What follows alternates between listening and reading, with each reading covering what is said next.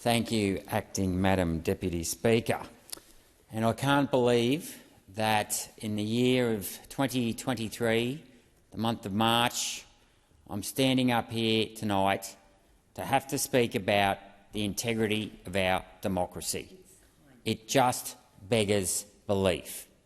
But then again, that is the type of government that we have in power at the moment that isn't interested in representing the rights of all individuals. No. What they want to do is that they want to divide the population by race, right? And they want to be sneaky. They want to be sneaky about how they're going about it, right? They're not going to conduct this referendum by normal rules. No. As usual, they've got to hide and basically have no transparency and no accountability. And this is the recurring theme of my time in government and Labor's time in government with the bureaucrats. They never want to disclose anything. It's secret after secret after secret. And what is this referendum all about? It is designed to give a class of people a voice that they already have. We have a voice in this country. It's called the ballot box. It's called the ballot box. It is the fundamental bulwark of Western democracies that has basically turned many countries, made many countries prosperous on the fact that every individual gets a say. And what have we got over here on the other side of the chamber? Are they interested in wanting to preserve the rights of every individual, the dignity and worth of every individual? Do they want to empower the individual? No, they do not, because the other side of the chamber is interested in one thing and one thing only, and that is command and control. Command and control. And they do that through three means. Number one, of course, is Marxism itself. And that's where they want to divide the world by race, by gender, whatever you can think of. It's always us against them. Instead of just coming out and saying that there is only one race, the human race, and that we should all work together for the betterment of our children, no. That is not what the other side of the chamber is interested in. They are only interested in division so that they can distract us with superfluous issues like the race, like the voice, at a time when we've got much more pressing issues like cost of living. We've got Australians who can't find houses, can't get rental, buy a house, rent a house. We've got other Australians who are in mortgage stress because we have an out-of-control RBA that has no idea about monetary policy. We have got people still locked down, can't get work because of COVID mandates. And here we are, wasting time on a Monday about a bill that is designed to undermine the very essence of democracy itself.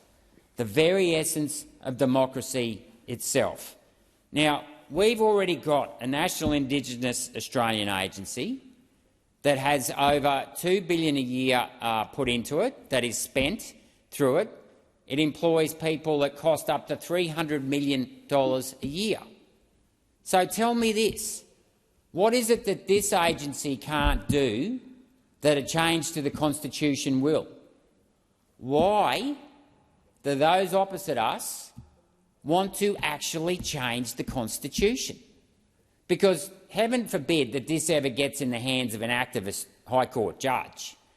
I mean, we well remember the impacts of the 1983 Franklin Dam decision, where a High Court judge undermined the Constitution there by saying that the foreign treaties— I'm not talking about saving the environment, I'm talking about how they ruled that foreign treaties could override state governments. They ruled that foreign treaties could override powers of the state government. That was an attack on democracy itself.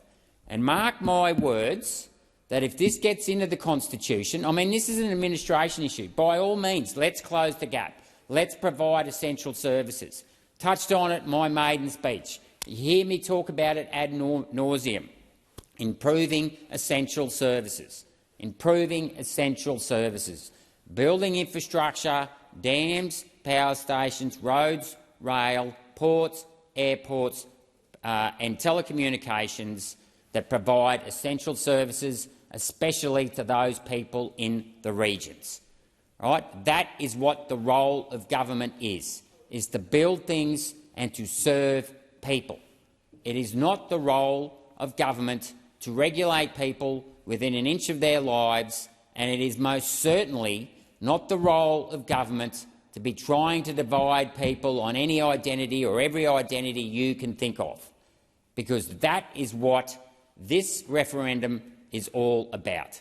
And that is why Labor is being so sneaky. Very, very, very sneaky. And if you want to look at the Constitution, we've already got a section in the Constitution, section 51(26), that says government has powers in respect to making laws to race. So yet again, I ask the chamber, I ask those on the other side, why are we wasting millions of dollars on a referendum when we need to be focused on those things that matter, and that is providing essential services to all people, regardless of race? Okay? Regardless of race. And let's focus on building hospitals. Let's focus on building schools. Let's focus on providing better water supply or better transport or whatever it takes to lift the standard of living across all regions in Australia. That is what we should be focused on. And instead, you know, all day today we've been winding ourselves up like the Tasmanian devil in a spin over the rules of this referendum, okay, that is basically dealing with something that shouldn't even come into it. And it's interesting, and I note the questioning of my colleague Senator Antic in estimates, where he asked what the definition of an Aboriginal was. And of course he got the usual reply that somehow asking a very simple question, fundamental to this referendum, he was accused of being a racist. And that is what we're up against here. This side of the chamber wants to deal in facts. It wants to deal in the output of deliverables, real services that make a difference to people in their everyday lives. Okay? People don't go around the world looking at people through the lens of race. We're way past that. This is Australia. We're a proud multicultural nation, okay, brought together by, you know, wrongdoings, whatever in the past. We've all come from we've all come from the. So thanks. I'll take that interjection. Thanks, Senator Pratt. It's good to know that you don't think Australia is a multicultural country, but we have all come from persecutions. I mean, I've got Irish ancestry. Okay, maternal side came from the potato famine in 1851. My maternal side, my great-great-great-grandfather, how many greats I've got to say, he was picked up on the streets of Dublin in 1826, sent out here to build Parramatta Road. Okay, but do I, I mean, apart from in the pub paying out my pommy mates, do I go on about it? No. Okay, the point is that a rising tide will lift all boats, and the best thing that we should be striving for is prosperity, and unity.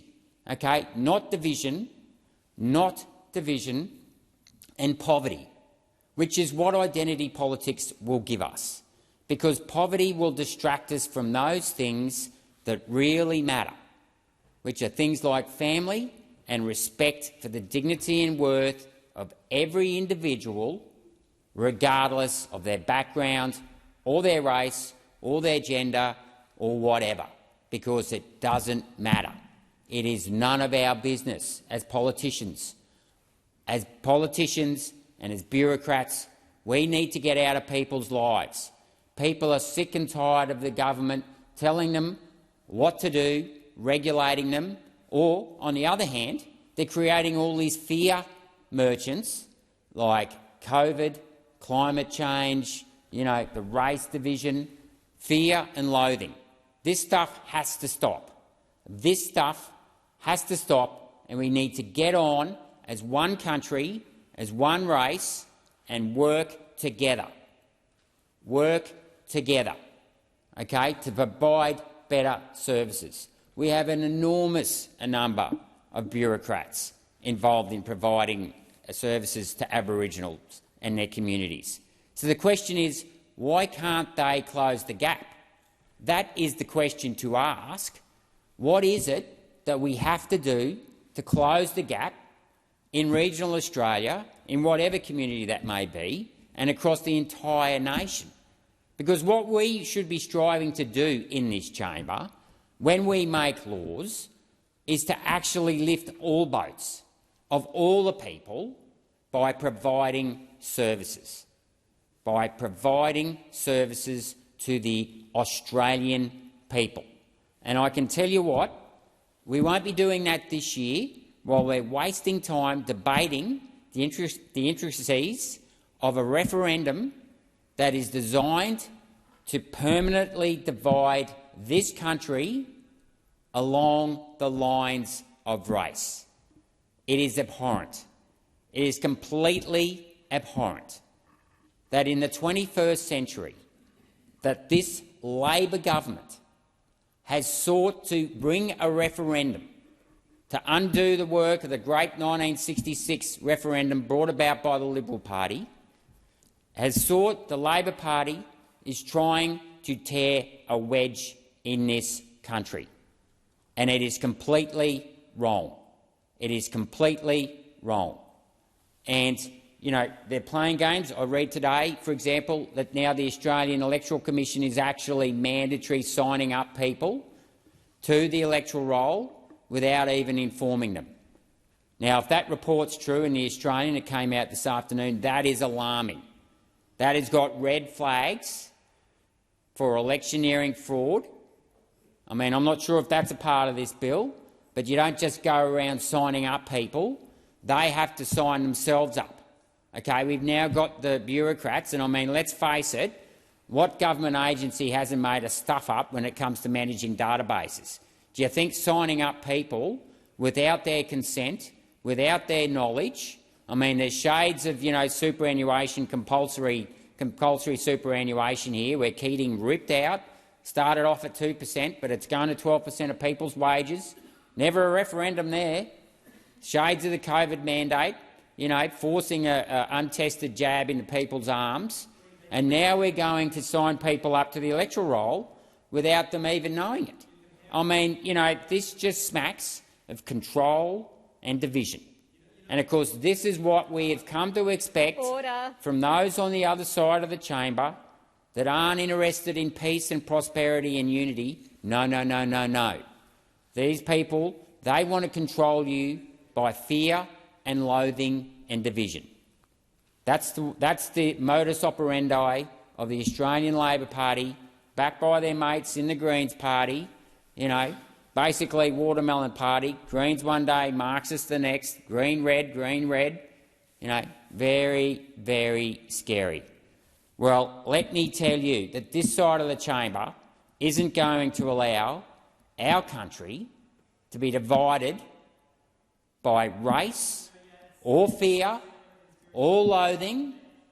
I'll take that interjection. Thanks, Senator Shoebridge. I'll take that interjection. Thank you very much. And as you can see, they won't even tolerate a different type of opinion. So, for those of you that can't hear him on the camera, Senator Shoebridge is over there shouting at me. And that is typical of the Greens. They always try and shut down a different opinion. And Senator Rennick, resume your seat. Senator Shoebridge, what is your point of order? Surely it's contrary to the standing orders to have 7 separate conspiracy theories in the one Not speech, which point Senator of order, Renwick has Senator done. Shoebridge. 7 separate conspiracy. Resume your seat, Senator Shoebridge. Senator Rennick. Thank you, Acting Madam Deputy President. And of course, what we saw there, of course, is the same old modus operandi conspiracy theory. That's what these people do. They attack you. They have to make personal attacks all the time. This is the Greens, and this is the element of wokeness. This is what the essence of wokeness is that feelings matter more than facts. Well, let me tell you this. is that the world and the Western society originally, and it's been the basis of our prosperity, was built on empirical science. It was not built on feelings. It was built on empirical science underpinned by mathematics. And that is what we should be focusing on as a government in delivering engineering projects that are going to improve the prosperity of this country. Thank you, Senator Rennick.